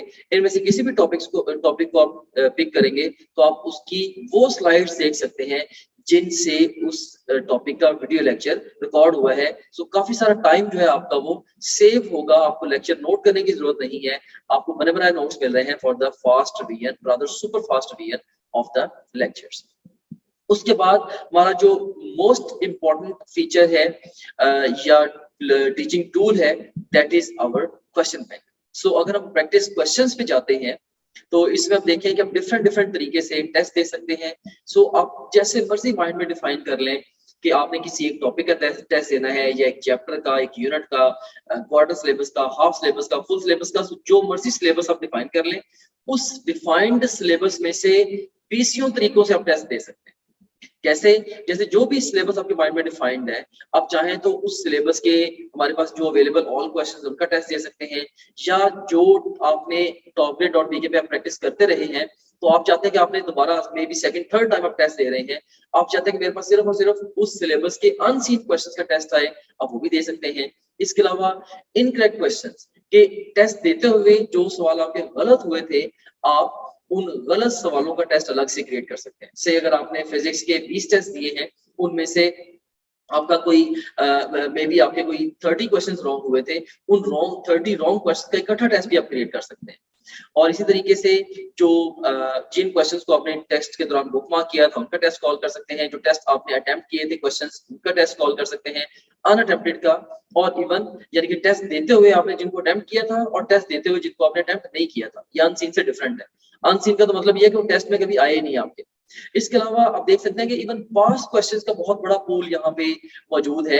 अगर हम गौर करें, देखें कि ई कैट के, नम्स के, NMD CAT, AKU, MD CAT Punjab के और ईटा केपीके के, ये इवन जो पीएमसी के जो सैंपल पेपर्स हैं, उनके टॉपिक वाइज पास्ट क्वेश्चन देखें यहाँ पे मौजूद है ओवरऑल। आप किसी भी टैग पे क्लिक करें, सारे के सारे एक्चुअल पास्ट क्वेश्चंस हैं वो आ जाएंगे। ऑफ कोर्स ये सारे के सारा बड़ा इंपॉर्टेंट पूल है, जो कि पूरे पाकिस्तान से बड़े मेन एग्जामिनर्स ने, बड़े सीनियर एग्जामिनर्स ने ये डेवलप किया होगा। एनीवेज, इसमें से किसी भी आप टॉपिक को चूज करें। से मैं यहाँ पे सारे टैग्स को चूज कर लेता हूँ, तो हमारे पास ये सारे के सारे टॉपिक्स आ गए। इनमें से किसी एक टॉपिक को मैं चूज करूँ, या एक सेक्शन को, या मैं मल्टीपल सेक्शंस को चूज करूँ, तो मैं उसका टेस्ट दे सकता हूँ। से मैंने 2 सेक्शंस को चूज किया, इसमें से मैं कार्बोहाइड्रेट्स और प्रोटीन्स, इनका टेस्ट देना चाहता हूँ, या ओवरऑल मैं सारे सब सेक्शन का टेस्ट देना चाहता हूँ, वो मैं दे सकता हूँ। या मैं डिफाइन करूंगा, मे बी जी मैंने 50 एमसीक्यूज का टेस्ट देना है, तो ये 50 एमसीक्यूज का टेस्ट आपके सामने ये क्रिएट हो गया। सो ये आपके सामने आ गई है जी टेस्ट की स्ट्रीम। इसमें आप देख सकते हैं कि ये ईटा केपीके का पास्ट क्वेश्चन है, ये स्टेटमेंट है, ये ऑप्शंस हैं। इसमें ओवरऑल ये देखिए कि इसमें अगर आपने पिक किया तो आपका ये करेक्ट आंसर भी सामने आ गया। अगर आपने इसकी एक्सप्लेनेशन देखनी है तो वो भी आप देख सकते हैं। इसके अलावा ये क्वेश्चन वेरीफाइड है बाय आवर टीम, इसको अगर आप चाहें बुकमार्क कर सकते हैं। इस क्वेश्चन से रिलेटेड डिफरेंट स्टैट्स यहाँ पे आ रहे हैं वगैरह वगैरह। यहाँ से आप नेक्स्ट क्वेश्चन पे जा सकते हैं, जरूरत पड़े तो आप यहाँ से प्रीवियस क्वेश्चन पे जा सकते हैं, और फिर अल्टीमेटली जब आप चाहें आप टेस्ट को फिनिश करके इवन रिजल्ट को भी व्यू कर सकते हैं। ऑलराइट, सो इस तरह से ये टेस्ट आपने इसको रिजल्ट को व्यू कर लिया। एनीवेज, इसके बाद अब हम चलते हैं दोबारा अपने होम पेज की तरफ। सो आप किसी भी जितने भी आपका सब्जेक्ट्स हैं, बायोलॉजी, फिजिक्स, केमिस्ट्री, इंग्लिश और लॉजिकल रीजनिंग, इन सब सब्जेक्ट्स के आप वीडियो लेक्चर्स, रिवीजन नोट्स और अनलिमिटेड एमसीक्यू प्रैक्टिस यहाँ से कर सकते हैं। जितने भी आप प्रीवियस टेस्ट जो भी टेस्ट आपने दिए होंगे, अगर आप प्रीवियस टेस्ट पे क्लिक करेंगे, वो सारे के सारे टेस्ट आपके यहाँ पे आ रहे होंगे। इसके अलावा जो आपकी जो ओवरऑल प्रोग्रेस है, उसकी जो डिटेल है, वो सारी की सारी यहाँ पे आ रही है। डिफरेंट सब्जेक्ट में आप कैसे जा रहे हैं, डिफरेंट सब्जेक्ट्स में, डिफरेंट चैप्टर्स में और डिफरेंट टॉपिक्स में आप कैसे जा रहे हैं, वो सारी की सारी डिटेल यहाँ पे आ रही होगी। इसके अलावा फुल लेंथ पेपर्स हैं, जो कि जस्ट लाइक रियल एग्जाम है। यहाँ से किसी भी फुल लेंथ पेपर को किसी भी टाइम पे लॉन्च कर सकते हैं अपनी तैयारी के शुरू में या इवन मिड सेशन में जाके नियर द एग्जाम आप इन एफएलपीज को जब चाहे आप अटेम्प्ट कर सकते हैं। उसके बाद फिर सपोर्ट मटेरियल है, इसमें एक दो वीडियो रिव्यूज हैं, डिफरेंट जो स्टूडेंट्स हैं जिन्होंने टॉप ग्रेड से पढ़ा वो आपको गाइड कर रहे हैं, हमारे सिस्टम के हवाले से भी, ओवरऑल तैयारी के हवाले से भी आप उन बच्चों से गाइडेंस ले सकते हैं। इसके अलावा हमारे ये टेस्टिमोनियल्स हैं जो पूरे पाकिस्तान में हजारों स्टूडेंट्स हमसे पढ़ रहे हैं, वो हमारे बारे में क्या कहते हैं उसकी डिटेल यहाँ पे आप देख सकते हैं। इसके अलावा सिलेबस यहाँ पे गिवन है, अगर आप कंटेंट देखना चाह रहे हैं हमारे कोर्स का वो सारे के सारे यहाँ पे ओवरऑल जो है वो विजिबल है। And in addition to that study schedules बड़ा एक अहम फीचर है, अहम मॉड्यूल है। इसमें 90 डेज, 60 डेज, 30 डेज और इवन 50 डेज का एनएमटी कैट का स्केड्यूल मौजूद है। आप अपनी नीड के अकॉर्डिंगली जिस मर्जी स्केड्यूल को फॉलो कर सकते हैं डिपेंडिंग अपॉन कि आप टाइम फ्रेम में किस जगह पे खड़े हैं। जैसे अगर आप एग्जाम आपका 1 महीने के बाद एग्जाम है, ऑफ कोर्स आप 30 डेज वाला प्लान फॉलो करेंगे। अगर आपके एग्जाम में 2 हफ्ते रहते हैं तो आप 15 दिन वाला प्लान फॉलो करेंगे एंड सो ऑन। सो इसमें हमने आपको ये बताया है, स्केड्यूल्स के अंदर ये गाइड किया है कि आपने गिवन टाइम को बेस्ट यूटिलाइज कैसे करना है। फिर इसके अलावा डाउनलोड्स का सेगमेंट है, जो भी डिफरेंट इंपॉर्टेंट कंटेंट है आपसे रिलेटेड वो सारे के सारे आपको डाउनलोड्स में मिल जाता है। और इसके अलावा गाइडेंस वीडियोस काफी सारी इसके अंदर पड़ी हुई हैं जो कि मैंने खुद रिकॉर्ड करके इसके अंदर डाली हैं। इसमें बहुत सारे हवालों से जनरल गाइडेंस आप इन वीडियो से ले सकते हैं। सो ये था हमारे पास ये हमारे पास गाइडेंस वीडियोस का ये सेगमेंट था। Okay, so this was about topgrade.bk। अब लास्ट में मैं आपको यही कह के अपनी डिस्कशन को कंक्लूड करना चाहूंगा कि देर ना करें, अभी से टॉप ग्रेड को ज्वाइन करें और मेडिकल कॉलेज में अपना दाखिला यकीनी बनाएं। That's all, thank you very much, may Allah bless you, Allah हाफिज। आप देख सकते हैं कि ये फर्ज करें कि हमारे पास ये एल्वियोलस के ल्यूमेन में एक ऑक्सीजन का मॉलिक्यूल है, ऑक्सीजन का ये मॉलिक्यूल है। अब ये देखें कि जब यहाँ और जो एल्वियोलस की जो लाइनिंग है ये ओवरऑल फ्लैट स्क्वेमस सेल्स हैं, इससे बनी हुई है। सो यहाँ पे भी हमारे पास ये एंडोथेलियल सेल्स हैं, राइट। सो अब देखें कि जब एल्वियोलस के ल्यूमेन से ऑक्सीजन के मॉलिक्यूल ने जब पल्मोनरी कैपिलरी के ल्यूमेन तक जाना है तो इसने ये 2 सेल्स को क्रॉस करना है, एक ये वाला सेल और दूसरा ये वाला सेल यहाँ पे। इसको मैं सिंपल डायग्राम बना के यहाँ पे बल्कि एक्सप्लेन करता हूँ, ज़्यादा इजीली एक्सप्लेन कर सकूँगा। सो हमारे पास फर्ज करें कि ये एल्वियोलस है और ये फर्ज करें हमारे पास पल्मोनरी कैपिलरी है। सो एल्वियोलस की जो लाइनिंग है किस चीज़ से बनी है, ये फ्लैट स्क्वेमस सेल से बनी है। और इस तरह से पल्मोनरी कैपिलरी की लाइनिंग किस चीज़ से बनी है, ये भी स्क्वेमस सेल से बनी है। अब आप देख सकते हैं कि इसमें अगर फर्ज करें कि ऑक्सीजन के एक मॉलिक्यूल ने आना है from the lumen of alveolus to the lumen of the pulmonary capillary, तो ओवरऑल अब देखिए कितने सेल्स को क्रॉस कर रहा है। पहला सेल ये है और दूसरा सेल ये है। सो ओवरऑल ये 2 सेल्स को क्रॉस कर रहा है। और ये कितनी मेम्ब्रेन्स को क्रॉस कर रहा है, टोटल 4। देखिए पहले इस सेल की ल्यूमिनल सरफेस को, फिर इसकी बेसल सरफेस को, से ये सेकेंड मेम्ब्रेन आ गई हमारे पास। और उसके बाद फिर इस तरह से दिस वन थर्ड मेम्ब्रेन और फिर ये हमारे पास 4 मेम्ब्रेन।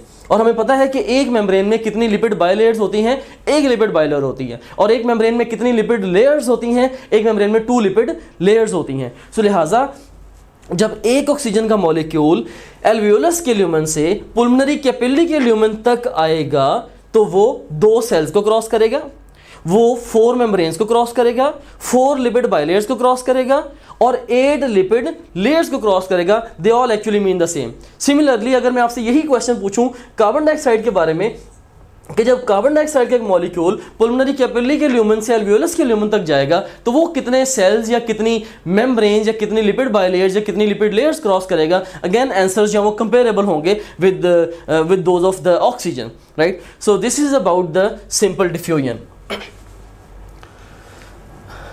सो वंस अगेन अब इसको हम इन क्वेश्चंस को जरा दोबारा भी देख लेते हैं। अब देखिए how many lipid bilayers are crossed. तो लिपिड बाइलेयर्स चूंकि हमारे पास सेल्स कितने थे, 2 सेल्स की मेम्ब्रेन्स कितनी क्रॉस हुई थी, 4। तो लिपिड बाइलेयर्स कितनी हो गई, 4। हाउ मेनी लिपिड लेयर्स, तो लिपिड लेयर्स क्योंकि एक लिपिड बाइलेयर में 2 लिपिड लेयर्स हैं, अगर लिपिड बाइलेयर्स 4 हैं तो लिपिड लेयर्स कितनी हो जाएंगी, ऑफ कोर्स उससे डबल हो जाएंगी, 8। और उसके बाद फिर how many membranes are crossed, तो टोटल जो मेम्ब्रेन्स हैं वो भी 4 ही क्रॉस्ड हैं। चूंकि 2 सेल्स में 4 मेम्ब्रेन्स, ओवरऑल टू सेल्स की जो मेम्ब्रेन्स होगी वो 4 होंगी। सो 4 मेम्ब्रेन्स हैं और 4 ही लिपिड बायलेयर्स हैं, क्योंकि एक मेम्ब्रेन में एक लिपिड बायलेयर होगी। और उसके बाद फिर कितने सेल्स क्रॉस्ड है, तो सेल्स ओवरऑल जो है वो 2 क्रॉस्ड हैं, जैसे कि अभी हमने डायग्राम ड्रॉ करके देखा भी था, तो 2 सेल्स क्रॉस होते हैं। सो इसके लिए how many cells, once again how many lipid bilayers, best answer is 4. How many lipid layers? 8. How many membranes? Again 4. And how many cells? Answer is 2. So अब ये हमारे पास नेक्स्ट एक और ये एग्जाम्पल है सिंपल डिफ्यूजन की, जो osmosis. Osmosis is also special case of simple diffusion. Osmosis basically है क्या, ये मूवमेंट ऑफ वाटर मॉलिक्यूल्स है from an area of low solute concentration to an area of high solute concentration. Biology की ये एक generalization है, water always follows the solutes. पानी हमेशा उधर को जाएगा जिधर को सॉल्यूट्स होंगे। मिसाल के तौर पे अब जैसे कि देखिए, फर्स्ट करें कि ये हमारे पास अगर एक सेल है और समहाउ अगर इस सेल के अंदर सॉल्ट्स इकट्ठे हो जाते हैं, वाटर की मूवमेंट किधर से किधर को होगी, से वाटर की मूवमेंट ये एक्स्ट्रा सेलुलर फ्लूइड से इंट्रासेलुलर फ्लूइड की तरफ होगी। क्यों? क्योंकि water always follows the solutes. और इसी तरह से अगर हमारे पास सॉल्यूट्स ये एक्स्ट्रा सेलुलर फ्लूइड में ज़्यादा एक्यूमुलेटेड हैं, तो वाटर जो है ये सेल के अंदर से बाहर की तरफ मूव करेगा। इस केस में जो सेल है ये स्वेल होगा, और ये जो केस है इस केस में सेल जो है ये अल्टीमेटली श्रिंक होगा। सो ऑस्मोसिस क्या है? ऑस्मोसिस सिंपल डिफ्यूजन का एक स्पेशल केस है। मूवमेंट ऑफ वाटर मॉलिक्यूल्स है from an area of low solute concentration to an area of high solute concentration through a differentially permeable membrane. So this is about the osmosis. अब next हमारे पास है जी facilitated diffusion. अब just imagine करें कि हमारे पास कुछ एक सब्सटेंस ऐसी है, समहाउ ये सब्सटेंस डायरेक्टली ये सेल मेम्ब्रेन को क्रॉस नहीं कर सकती। हाँ, इसके लिए ग्रेडियंट एग्जिस्ट करता है। देखें कि इंट्रासेलुलर फ्लूइड में इसकी कंसंट्रेशन हाई है और एक्स्ट्रा सेलुलर फ्लूइड में इसकी कंसंट्रेशन लो है, लेकिन ग्रेडियंट एग्जिस्ट करने के बावजूद ये सब्सटेंस चूंकि सेल मेम्ब्रेन को क्रॉस नहीं कर सकती, इसलिए बाहर नहीं जा पा रही। इसके लिए नेचर क्या करेगी? नेचर यहाँ पे ट्रांसपोर्टर इंट्रोड्यूस कराती है। सो देखिए कि ट्रांसपोर्टर के जरिए ये जो सब्सटेंस है ये बाहर की तरफ जा रही है। सो ये बेसिकली फैसिलिटेटेड डिफ्यूजन है। हमने इसको कैसे डिफाइन किया था? Movement of particles from an area of high concentration to an area of low concentration with the help of a carrier but without utilization of ATP. And now let's talk about the active transport. इसमें आप देख सकते हैं कि active transport ये बिल्कुल ऐसी है जैसे कि बॉटम ऑफ द हिल से टॉप ऑफ द हिल की तरफ जाना, and this is going to be the hard work. इसमें अब आप देख सकते हैं कि ओवरऑल ये बेसिकली मूवमेंट ऑफ पार्टिकल्स है from an area of low concentration to an area of high concentration with the help of a protein जो कि एटीपी को यूटिलाइज करेगी, राइट। सो एटीपी को यूटिलाइज करते हुए लो कंसंट्रेशन से हाई कंसंट्रेशन की तरफ पार्टिकल्स की मूवमेंट, ये बेसिकली एक्टिव ट्रांसपोर्ट है। सिमिलर आइडिया यहाँ पे भी है कि particles are moving from an area of low concentration to an area of high concentration with the utilization of ATP.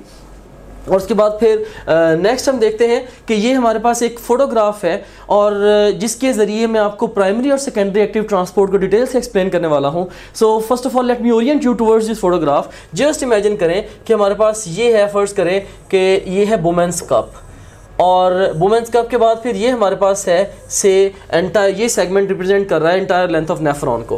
May be ये वुमेन्स कप है नेफ्रॉन का, और उसके बाद फिर ये जो सेगमेंट है this is representing the entire length of the nephron.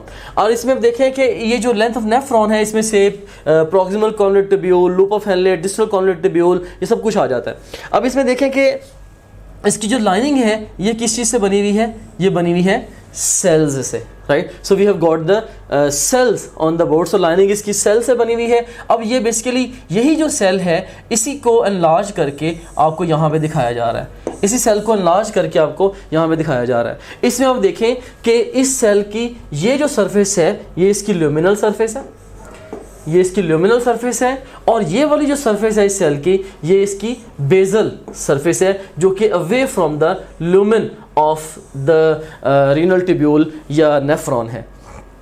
अब इसमें आप ये देखें कि फर्स्ट करें कि ये प्रॉक्सिमल कॉन्वोल्यूटेड ट्यूब्यूल का ये एक सेल है। जस्ट इमेजिन करें कि प्रॉक्सिमल कॉन्वोल्यूटेड ट्यूब्यूल का ये एक सेल है।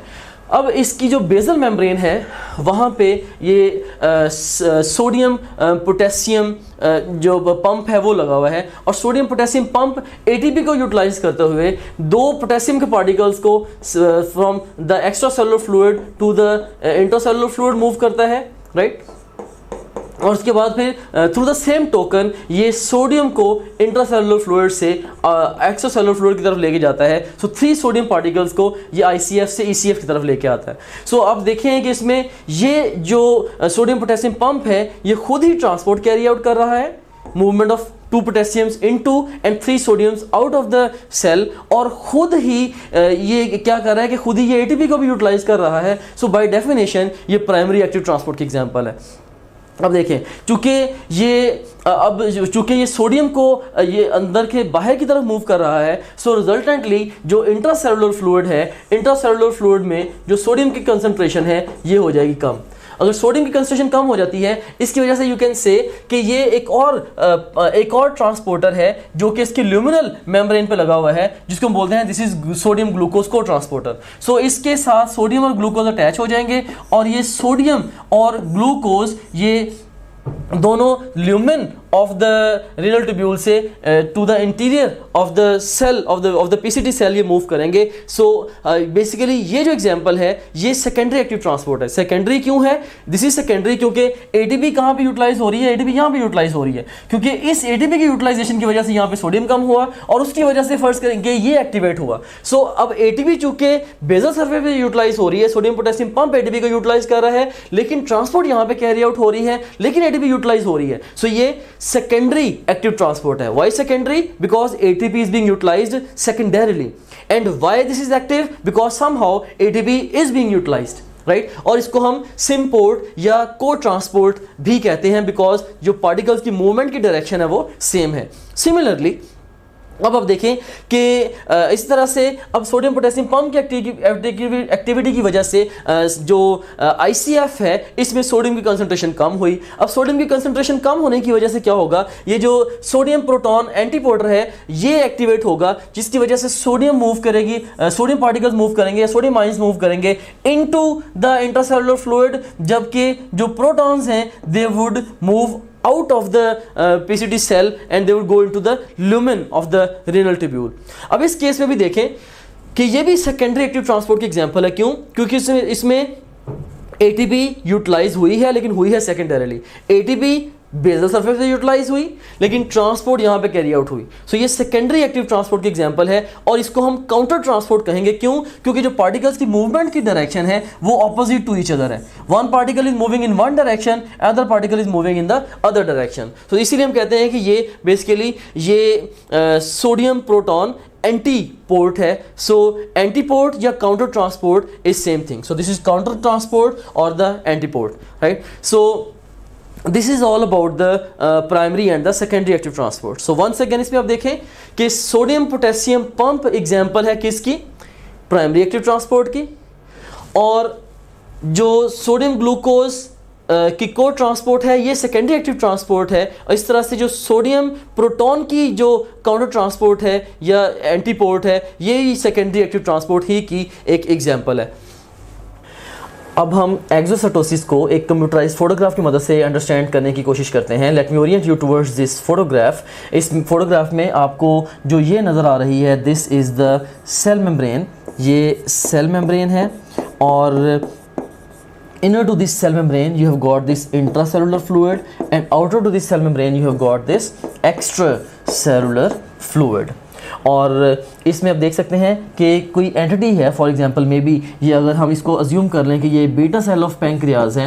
बीटा सेल ऑफ पैंक्रियाज में इंसुलिन प्रोड्यूस हुई है on the rough endoplasmic reticulum of the beta cell of pancreas. वहाँ से फिर प्रोड्यूस होकर वो अल्टीमेटली ट्रांसपोर्ट वेजिकल के जरिए गोल्जी तक गई, और फिर गोल्जी से अल्टीमेटली वो एक वेजिकल में स्टोर हो गई आके। अब इस इंसुलिन ने या इंसुलिन के डिफरेंट मॉलिक्यूल्स ने इन्होंने सेल से बीटा सेल से बाहर जाना है into the extracellular fluid so that it can make its way to the final destination. तो इंसुलिन के मॉलिक्यूल ये डायरेक्टली, चूंकि ना तो ये लिपिड सॉल्युबल है, ना ही इंसुलिन के मॉलिक्यूल्स के लिए कोई ट्रांसपोर्टर एग्जिस्ट करता है सेल मेम्ब्रेन पे। सो इंसुलिन डायरेक्टली तो सेल से बाहर नहीं जा सकती। तो ये जो वेजिकल है ये वेजिकल फ्यूज होगा जाके विद द सेल मेम्ब्रेन, और इंसुलिन के जो मॉलिक्यूल्स हैं ये एक्स्ट्रा सेलुलर फ्लूइड में रिलीज होंगे। And Of course, this would also be associated with blood capillary. So ultimately, insulin molecules, they will make their way into the blood, and you know that once you are in the blood, you are everywhere. So एक दफ़ा बेटा cell से निकल के extracellular fluid में गई exocytosis के जरिए इंसुलिन, और उसके बाद फिर एक्सो, और उसके बाद फिर जो इंसुलिन है, it made its way to the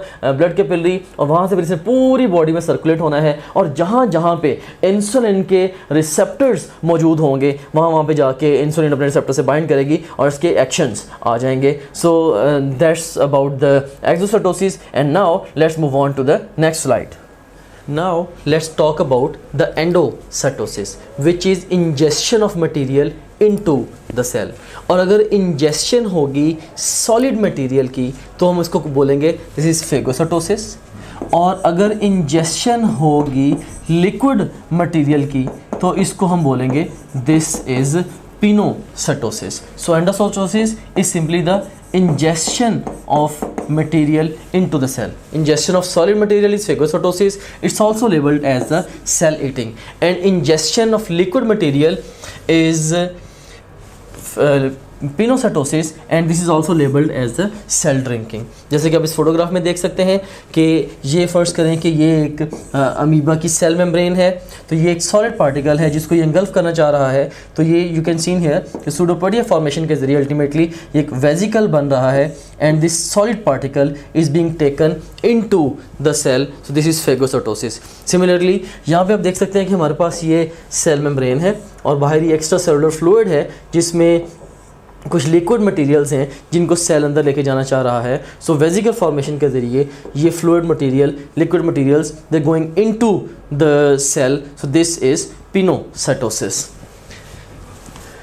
end here is a summary table, और इस समरी टेबल के ज़रिए हम डिफरेंट ट्रांसपोर्ट मोडेलिटीज़ के हाई यील्ड फैक्ट्स को सम अप करेंगे. First of all let me orient you towards this table.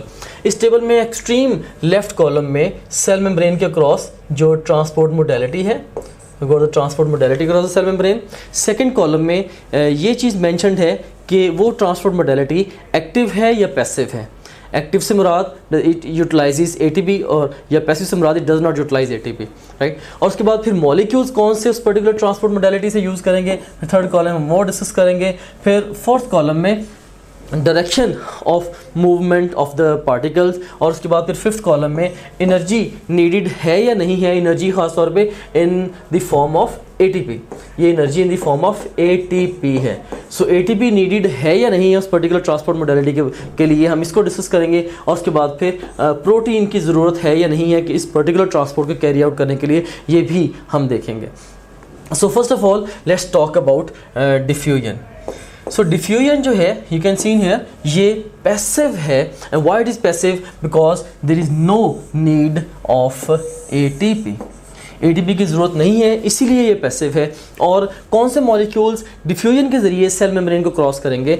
Answer is small and hydrophobic या lipophilic molecules. Remember, anything which is hydrophobic would be lipophilic by default, and anything which is hydrophilic would be lipophobic by default. So small और hydrophobic जो molecules हैं वो diffusion के ज़रिए cell membrane को cross करेंगे. और डायरेक्शन ऑफ मूवमेंट क्या है? ऑफ कोर्स ये डाउन द ग्रेडियंट मूवमेंट होनी है. Molecules from area of high concentration to area of low concentration move करेंगे, और इसके लिए किसी भी किस्म की प्रोटीन रिक्वायर्ड नहीं है. Next we have got osmosis on board, और हमने ऑलरेडी ये डिस्कस किया था कि ऑस्मोसिस भी डिफ्यूजन ही की एक एग्जांपल है, लिहाजा ये भी पैसिव ट्रांसपोर्ट है क्योंकि इसके लिए भी हमें एनर्जी रिक्वायर्ड नहीं है. और ऑस्मोसिस हमेशा वाटर मॉलिक्यूल्स की होती है, और वाटर मॉलिक्यूल्स की ऑस्मोसिस होती है towards high concentration of solutes. याद रखें, हम वाटर मॉलिक्यूल्स की मूवमेंट को दो तरह से ऑस्मोसिस में रिप्रेजेंट कर सकते हैं. Like overall water molecules move from an area of low solute concentration to an area of high solute concentration. और हम इस तरह से भी कह सकते हैं कि water molecules move from an area of high water concentration to an area of low water concentration, because water concentration is determined by the salt concentration. हम ये भी कह सकते हैं कि water concentration water concentration is inversely related with the salt concentration. किसी एरिया में सॉल्ट की कंसंट्रेशन जितनी ज़्यादा होगी वाटर कंसंट्रेशन उतनी कम होगी and vice versa. So osmosis क्या है? Movement of water molecules from an area of low solute concentration to an area of high solute concentration through a differentially permeable membrane, और इसके लिए भी कोई प्रोटीन रिक्वायर्ड नहीं है। और फिर नेक्स्ट हमारे पास है फैसिलिटेटेड डिफ्यूजन। ये भी पैसिव ट्रांसपोर्ट ही की एक टाइप है, और इसमें अब कौन से मॉलिक्यूल्स मूव करेंगे? अब वो मॉलिक्यूल्स फैसिलिटेटेड डिफ्यूजन के जरिए मूव करेंगे जिनके लिए कुछ स्पेसिफिक ट्रांसपोर्टर वहाँ पे एग्जिस्ट करता है। और इसको हम पैसिव इसलिए कह रहे हैं क्योंकि इसके लिए भी एटीपी रिक्वायर्ड नहीं है। सो ये मूवमेंट भी होगी डाउन द ग्रेडियंट या from an area of high concentration to an area of low concentration. लेकिन इसमें जो चीज़ डिफरेंट है वो ये है कि इसमें साथ कोई कैरियर लाजमी तौर पे चाहिए होगा। विदाउट कैरियर ये ट्रांसपोर्ट या फैसिलिटेटेड डिफ्यूजन ये अकम्प्लिश नहीं होगी। और उसके बाद हमारे पास है एक्टिव ट्रांसपोर्ट। नाम से ही जाहिर है कि this is active. Why it is called active? Because it is utilizing the ATP, क्योंकि ये एटीपी को यूटिलाइज कर रही है ट्रांसपोर्ट मॉडलिटी, तो इसलिए हम इसको एक्टिव ट्रांसपोर्ट कहते हैं। अब एक्टिव ट्रांसपोर्ट किन पार्टिकल्स की होगी? जिनके लिए स्पेसिफिक ट्रांसपोर्टर एग्जिस्ट कर रहा होगा। ऑफ कोर्स वही पार्टिकल्स वो किसी भी डायरेक्शन में मूव करेंगे। इसमें जो डायरेक्शन है कोई मैं जनरलाइजेशन नहीं दे सकता कि एक्टिव ट्रांसपोर्ट के ज़रिए चीज़ें वो ओवरऑल स्पेसिफिकली किस डायरेक्शन में जा रही हैं। हाँ, ये ज़रूर होगा कि एक्टिव ट्रांसपोर्ट में चीज़ें मूव करेंगी from an area of low concentration to an area of high concentration. अब एग्जैक्ट डायरेक्शन ऑफ मूवमेंट कौन सी है ये डिपेंड करता है उस ट्रांसपोर्टर के ऊपर, राइट। सो इन और out it depends on the transporter, और इसमें भी प्रोटीन रिक्वायर्ड होती है। सो एक्टिव ट्रांसपोर्ट जब भी होगी, वेदर ये प्राइमरी एक्टिव ट्रांसपोर्ट है या ये सेकेंडरी एक्टिव ट्रांसपोर्ट है। सेकेंडरी एक्टिव ट्रांसपोर्ट में भी इन टर्न ये सिम पोर्ट है या ये एंटी पोर्ट है, प्रोटीन उसमें डेफिनेटली रिक्वायर्ड होगी। So protein is required there as well. So ये हमारे पास स्टूडेंट्स समरी है डिफरेंट ट्रांसपोर्ट मोडेलिटीज़ की अक्रॉस द सेल मेम्ब्रेन। और यहाँ पे एक और मैं बात आपको बताता चलूँ, ये एक जनरलाइजेशन है, इसको माइंड में रख लें कि हर वो ट्रांसपोर्ट मोडेलिटी जो कि किसी प्रोटीन को यूटिलाइज करेगी इट वुड बी सैचुरेबल। से एग्जाम अगर आपको एक क्वेश्चन देता है कि which of the following transport modality across cell membrane is और इज नॉट द सैचुरेबल, तो सिंपली हर वो ट्रांसपोर्ट मोडेलिटी सैचुरेबल होगी या उसको सैचुरेट किया जा सकता है जिसमें कोई ना कोई प्रोटीन इन्वॉल्व होगी। मिसाल के तौर पे अब यहाँ पे जो डिफ्यूजन है ये सैचुरेबल नहीं है, राइट। ऑस्मोसिस भी सैचुरेबल नहीं है, क्यों? क्योंकि इनमें प्रोटीन कोई भी इन्वॉल्व नहीं है। लेकिन जो फैसिलिटेटेड डिफ्यूजन है, भले ये पैसिव ट्रांसपोर्ट है लेकिन ये सैचुरेबल है, क्यों? क्योंकि इसमें प्रोटीन नीडेड है। सिमिलरली एक्टिव ट्रांसपोर्ट है, ये भी सैचुरेबल है, क्यों? क्योंकि इसमें भी प्रोटीन नीडेड है। So protein mediated transport would be saturable. और इसके बाद अब हम नेक्स्ट फंक्शंस को डिस्कस करते हैं। अभी तक हमने सेल मेम्ब्रेन का पहला मेजर फंक्शन डिस्कस किया है and that is the cellular transport, और हमने ये डिस्कस किया है कि किस तरह से सेल मेम्ब्रेन सेलुलर ट्रांसपोर्ट में इन्वॉल्व है। सेलुलर ट्रांसपोर्ट का टॉपिक बड़ी इंपॉर्टेंट है। एक तो डायरेक्टली भी एग्जाम के लिए ये हाई यील्ड है, और इसके अलावा बहुत सारे हमारे दूसरे सब सेक्शंस आएंगे आगे चल के ह्यूमन फिजियोलॉजी के सेक्शंस के अंदर, तो उनमें भी अल्टीमेटली ये अंडरस्टैंडिंग हमें चाहिए होगी। फॉर एग्जांपल जब हम डाइजेस्टिव सिस्टम को डिस्कस करेंगे, इसी तरह से जब हम एक्सक्रीटरी सिस्टम को डिस्कस करेंगे, फंक्शनिंग ऑफ नेफ्रॉन्स को डिस्कस करेंगे, तो वहाँ पे भी हमें जो ये ट्रांसपोर्ट अक्रॉस सेल मेम्ब्रेन है इसकी बेसिक अंडरस्टैंडिंग रिक्वायर्ड होगी। अब इसके अदर फंक्शंस हैं सेल मेम्ब्रेन के, इसमें जैसे इंटेग्रिटी है, cell membrane it keeps the cell contents together, और इसके अलावा it also allows the communication with other cells receptors के जरिए, और इसके अलावा it's also allows the recognition of other external substances. और फिर ये कुछ ऑर्गेनिजम्स के अंदर ये मोटिलिटी में भी इन्वॉल्व है, जैसे कि अमीबा में स्यूडोपोडिया फॉर्मेशन के जरिए ये मोटिलिटी में इन्वॉल्व है।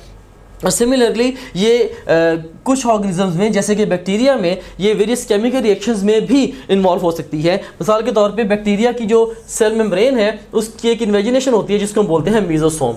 तो ये जो मीजोसोम है, मीजोसोम के साथ एसोसिएटेड होते हैं enzymes of cellular respiration, enzymes of cellular respiration, right. So इसलिए हम कहते हैं कि ये केमिकल रिएक्शंस की साइड भी हो सकती हैं। और उसके बाद फिर इवन कोऑर्डिनेशन में सेल मेम्ब्रेन इन्वॉल्व है। It transmits the nerve impulse to keep the coordination, right. So nerve impulse की ट्रांसमिशन में ये इन्वॉल्व है।